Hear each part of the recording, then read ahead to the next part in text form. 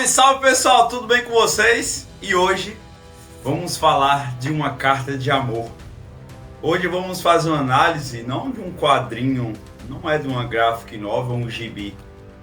Hoje a gente vai falar de uma carta de amor, que é esse material aqui, Caverna do Dragão, as aventuras pelo sábado de manhã. Eu creio que por enquanto o meu maior público conhece sim Caverna do Dragão. Se vocês não conhecem essa grande animação, você precisa sim assistir. Caverna do Dragão marcou a infância de várias e várias crianças e adolescentes jovens, porque desde os anos 80 brilhou ali nos infantis da Globo e foi até o último, programa que foi a TV Globinho. Se você não conhece, procure saber, que você vai adorar as aventuras dos guerreiros lá no reino.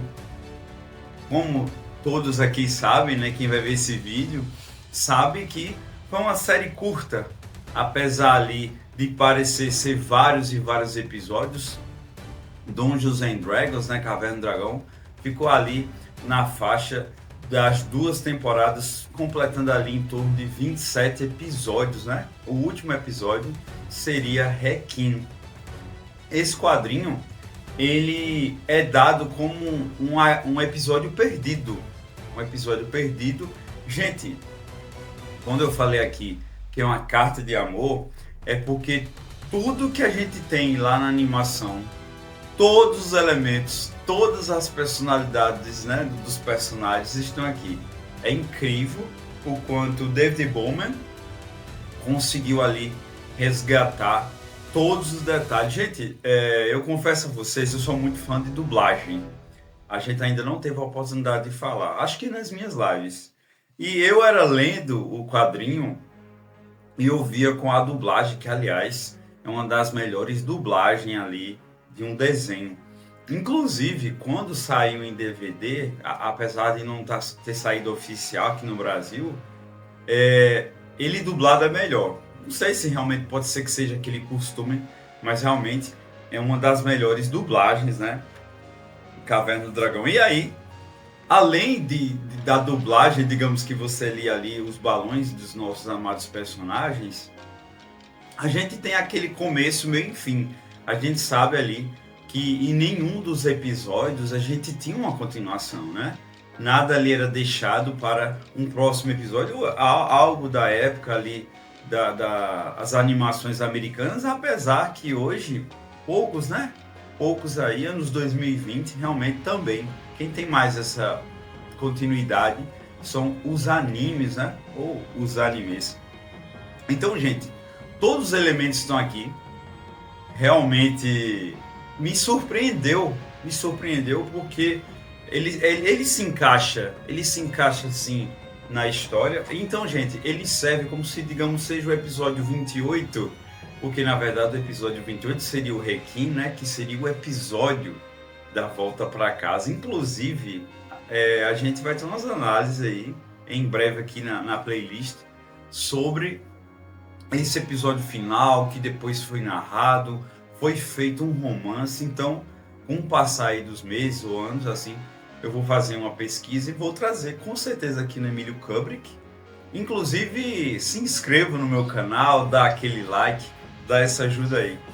Então, gente, tem todos sim esses elementos da animação, e os nossos heróis, o Hank, o Bob, o Presto, estão lá no reino, Você que não conhece o reino, é o local onde esses jovens entraram ali após irem a uma montanha-russa. Algumas versões, então vocês deixam aqui os comentários. Algumas versões, na verdade, eles morreram, eles caíram ali e estão vagando nesse reino. Isso já cria aí uma grande teoria, Vai lá que eles estão mortos e por isso eles nunca conseguem voltar para casa. Algo espírita de alguma doutrina ali que fale sobre vida após a morte. O que vocês acham, Comenta aqui para a gente saber. E os nossos heróis estão ali no reino e tem toda aquela conversa inicial ali, que algumas vezes nós temos eles com o Mestre dos Magos. O Mestre dos Magos, gente, se vocês não conhecem, é esse guia aqui, ele é bem traiçoeiro, existem algumas teorias que ele é o do mal, né? Que ele é o que está atrapalhando ali, eles voltarem para casa. E esse guia, gente, além de todos os arquétipos dos heróis, eles também vieram ali do famoso jogo, já comentado aqui, sobre por que não foi feito um filme com aqueles personagens. Esses arquétipos, eles estão ali no jogo desde a década de 70. O jogo apresentava ali um paladino, um guerreiro, um arqueiro, enfim, tínhamos ali vários arquétipos e eles estão ali no desenho, né? E aqui no quadrinho. E aí, esse guia estão lá conversando com eles lá no reino e novamente ele some. E acontece uma situação muito interessante, que eles são teletransportados. É aberto ali um portal e eles acabam indo para outro reino. Então nós temos todo aquele cenário clássico, né, da animação. A gente tem uma ótima ambientação. Gente, é uma arte bem linda mesmo. É uma arte linda. Então eles estão aqui nesse reino, nesse outro reino. Então, essa habilidade de saber portais vem dessa personagem aqui, ó, a Faelona, onde ela é uma personagem que deveria ter sido usada em outras animações, né? Era para ter colocada na animação, que ela abre portais, ela tem essa habilidade e ela traz os nossos guerreiros aqui e fica-se ali até uma conversa do Hank, né, o nosso líder. Você que não conhece o Hank, esse aqui é o Hank, prazer. E o Hank conversa com ela se supostamente eles poderiam voltar para casa, né? Se ela tem essa habilidade de abrir portais, então a Faelona poderia levar eles ali para casa. Aliás, todo episódio, né, gente? Creio eu, realmente ele está com vontade de ir para casa. Não tem condição, eles são crianças e essa vontade ainda existe. Inclusive, vocês me dêem licença que eu vou dar aqui uma olhada bem rápido. Existe uma situação onde o Hank está conversando com ela e sugere. Mas aí, outro detalhe, mas estamos falando dos anos 80, né, gente? Estamos falando que nos anos 80. E os personagens, eles aparentam ser bem mais velhos, né? Só o Bob que parece ser criança.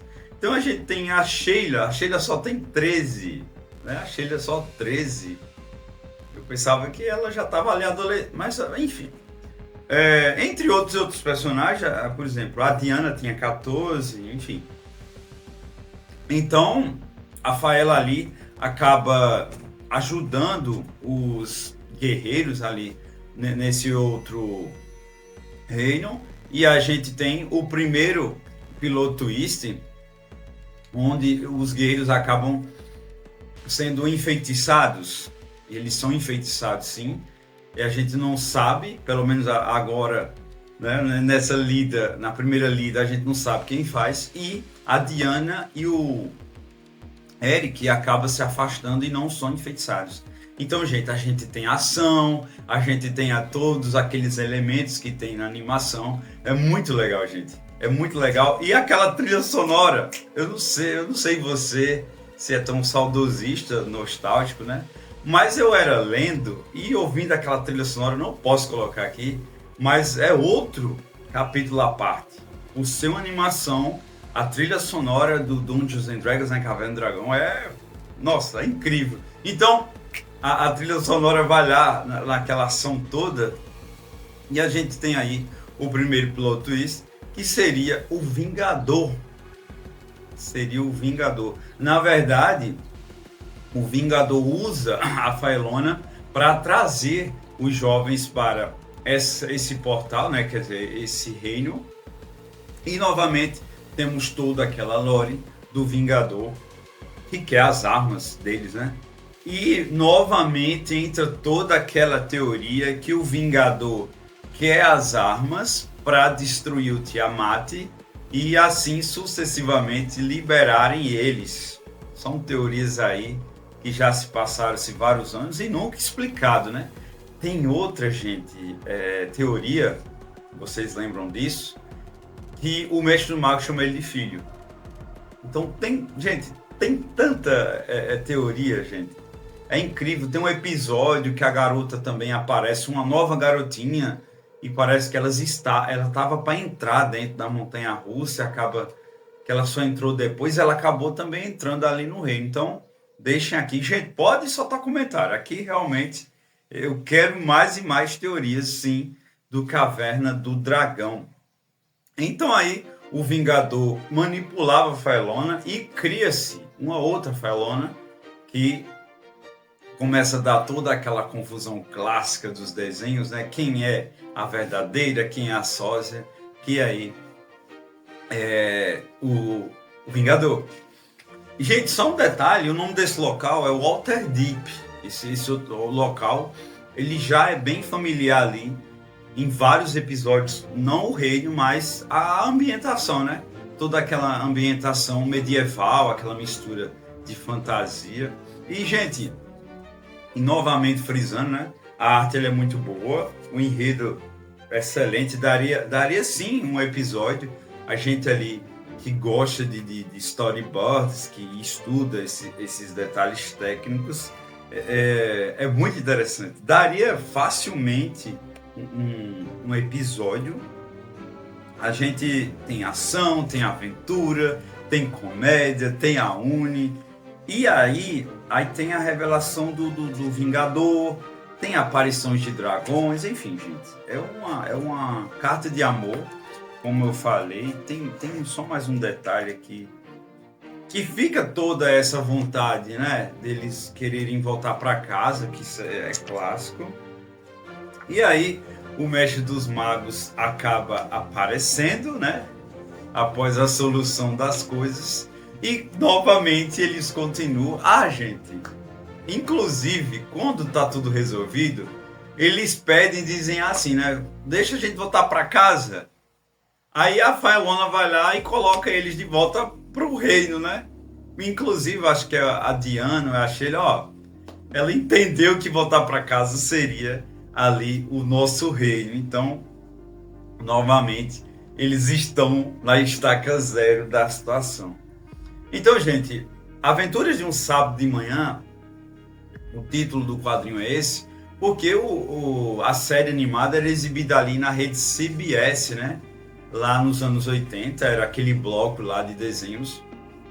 Por isso, do título, é um quadrinho que serve totalmente como um episódio ali da terceira temporada. Poderia ser o 28, o 29 seria o Requiem, mas é algo tão rico, né? É um material tão rico que poderia aí ter várias e várias temporadas, porque realmente Dungeons & Dragons, por exemplo, nunca foi finalizado. A gente ainda tem os livros, os lançamentos de quadrinhos, então realmente daria sim para fazer muita coisa.